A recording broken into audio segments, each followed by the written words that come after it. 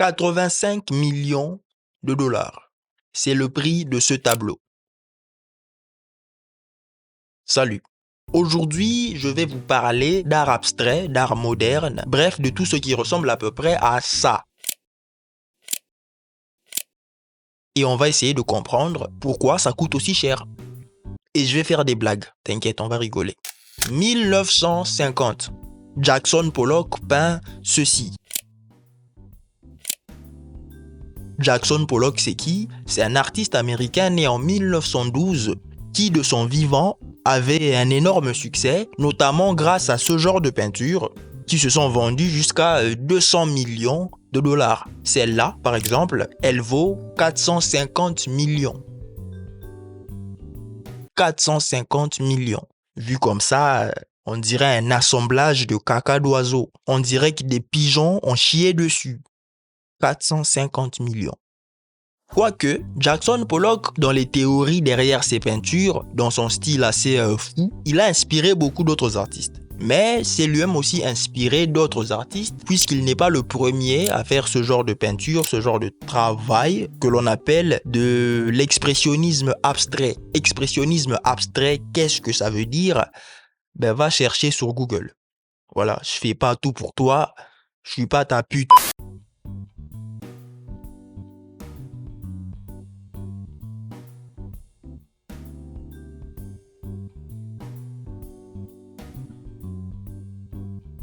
Là, on se pose tous une question, ok? C'est de savoir pourquoi.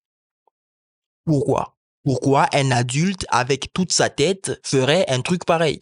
C'est quoi la drogue derrière ça? Et surtout, qu'est-ce que ça veut dire? Qu'est-ce que ça signifie, bordel de merde? Et donc, je suis allé chercher un peu sur Google pour essayer de comprendre un peu la signification derrière tout ça. Et je suis tombé sur ceci.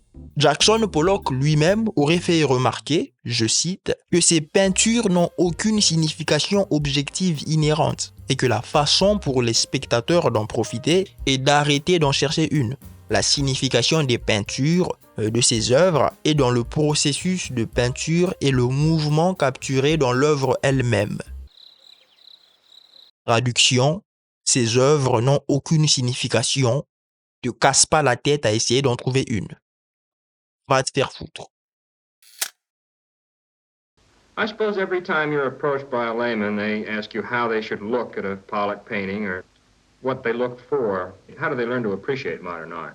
I think they should not look for, but look passively and try to receive what the painting has to offer. I think it should be enjoyed just as music is enjoyed.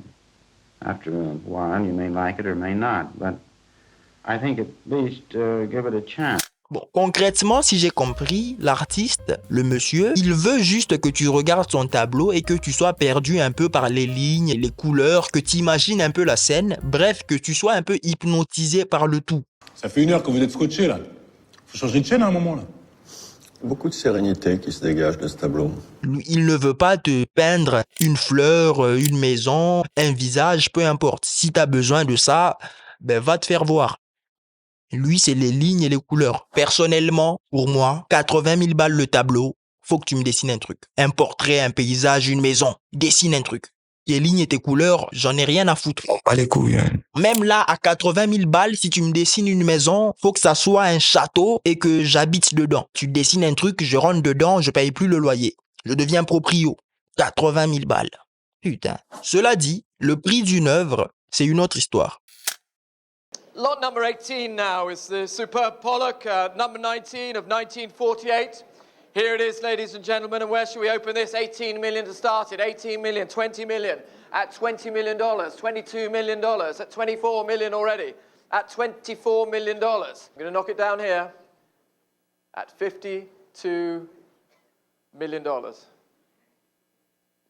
Sold at 52 million. Du coup, j'ai essayé de savoir comment.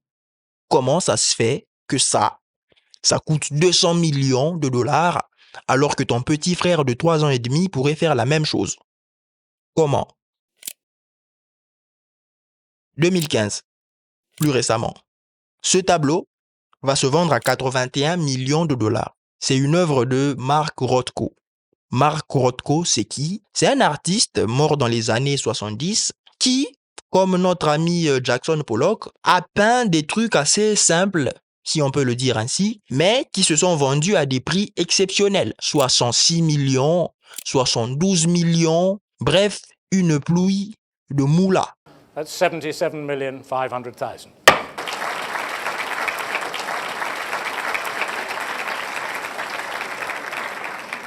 Alors comment? Comment ces œuvres arrivent à se vendre aussi cher? De ce que j'ai compris en cherchant un peu sur internet, certaines œuvres sont chères à cause de leur rareté. En gros, rareté de l'œuvre plus le nombre de personnes qui veulent la voir égale une pluie de moula. La valeur du truc augmente. Est-ce que t'as capté? Bon, là, on comprend à peu près pourquoi ça peut coûter aussi cher. Mais ça n'explique pas pourquoi c'est ça qui coûte cher. Le tableau, on dirait une tache de merde. Pourquoi il y a autant de gens qui veulent s'approprier ça et font augmenter la valeur du truc? Pourquoi? Et comment? Eh bien, tout simplement parce que il y a des gens qui kiffent ça. Il y a des gens qui aiment ça. Voilà. Les gens ont des goûts de merde. Les galeries d'art, les musées, c'est des endroits qui ont besoin d'histoire. Plus précisément, dans notre cas, d'histoire de l'art. Et donc, ces œuvres-là, ces tableaux, c'est un peu des petits bouts d'histoire de l'art. Du coup, les gars, les musées, les galeries, les collectionneurs d'œuvres d'art, ils vont tout faire pour pouvoir s'approprier ces petits bouts d'histoire de l'art. Putain, c'est chiant ce que je raconte, hein. T'inquiète, je vais faire des blagues. On va rigoler. Donc, notre gars Mark Rothko qui peint des tableaux avec des fluides corporels et Jackson Pollock qui fait chier des pigeons sur ses tableaux, c'est des gens qui ont eu un succès énorme de leur vivant. Et donc leurs œuvres, elles sont un peu entrées dans l'histoire, quoi. Les mecs, c'est des légendes. C'est un peu comme des artistes musiciens morts, mais qui ont laissé des hits et des tubes de leur vivant. Et tous les fans vont tout faire pour pouvoir s'approprier ces hits, ces albums. Et bien dans ce cas, les hits, les albums, les tubes, c'est les tableaux de peinture. Et même si ça peut paraître merdique pour certains, ben les fans aiment ça. Voilà. Chacun ses goûts. T'as vu ta gueule? Ben il y a des gens qui t'aiment quand même. Pour finir, vu que je suis une personne assez curieuse, j'ai essayé de comprendre quand est-ce que tout ce délire avait commencé. C'est qui le premier mec qui s'est dit 80 000 balles pour ce tableau, j'achète. Ça devait être un mec, il avait trop de billets, il savait pas quoi en faire. En hiver, il les brûlait pour se réchauffer et quand il avait la chiasse, il se torchait le cul avec. Il avait trop d'argent le mec. Donc j'ai essayé de trouver ce mec. J'ai essayé de voir quel était le premier tableau à avoir dépassé la barre du million de dollars. Et je suis tombé sur ceci.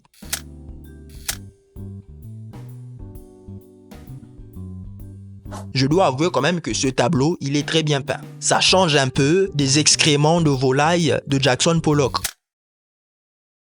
Et j'ai oublié de préciser quand même que les œuvres, quand tu les achètes, ben, la valeur ne demeure pas la même. C'est-à-dire un tableau que tu as acheté 25 millions l'année dernière, ben, 3 ans, 4 ans plus tard, il vaudra peut-être 100 millions. Et donc, à la question de savoir quand est-ce que les gens ont commencé à acheter des tableaux comme ça à des prix qui te donnent envie de braquer un millionnaire, ben, la réponse est tout simplement depuis que les gens sont prêts à tout pour multiplier leur fortune. Et quand je dis les gens, je parle évidemment des riches. Parce que toi et moi, on est fauchés. On est pauvres. T'as capté? Et les riches veulent toujours plus d'argent. Ils sont pas satisfaits, ces bâtards, et ils partagent pas les fils de pute. Et dès qu'ils tombent sur un objet, une œuvre d'art qui peut un peu renforcer leur porte-monnaie, ben ils y mettent de l'argent. Il est à 41 500 €. Je le prends.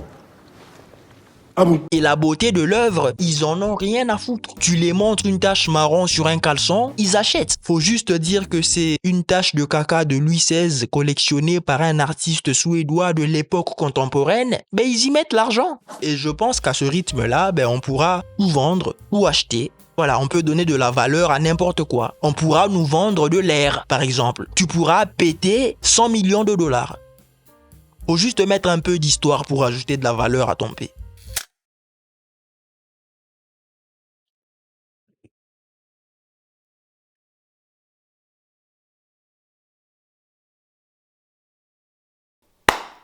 Merci à tous d'avoir regardé cette vidéo. C'est une vidéo que j'ai tournée il y a un peu longtemps. J'hésitais à la sortir, mais j'ai quand même décidé de le faire, finalement. J'espère qu'elle vous a un tout petit peu fait rire quand même. Si c'est le cas, laissez des commentaires, voilà. Laissez des emojis, MDR, PTDR, voilà, tout ça. Bref, juste commentez des trucs pour booster un peu la vidéo, quoi. Et si, peut-être, il y a des problèmes de son, des problèmes d'image dans la vidéo, dites-le moi, que je puisse le savoir et que je puisse m'améliorer avec le temps. Et aussi, si vous avez des avis premier degré sur le sujet de la vidéo, premier degré ou pas sur le sujet de la vidéo, n'hésitez pas à le dire en commentaire, voilà. Je tiens quand même à préciser que cette vidéo, voilà, c'est d'abord pour faire rire, parce que la vie c'est absurde, et tout est absurde, et à la fin on va tous mourir. Bref, n'hésitez pas aussi à me suivre sur mes réseaux sociaux. Abonnez-vous parce que tous les jours, je poste des vidéos YouTube Short. C'est là que je suis le plus actif dans les vidéos YouTube Short. N'hésitez pas à les commenter aussi, à les liker. Voilà, merci, ça fait plaisir. Donc, du coup, je vous dis à plus pour une nouvelle vidéo. Ciao.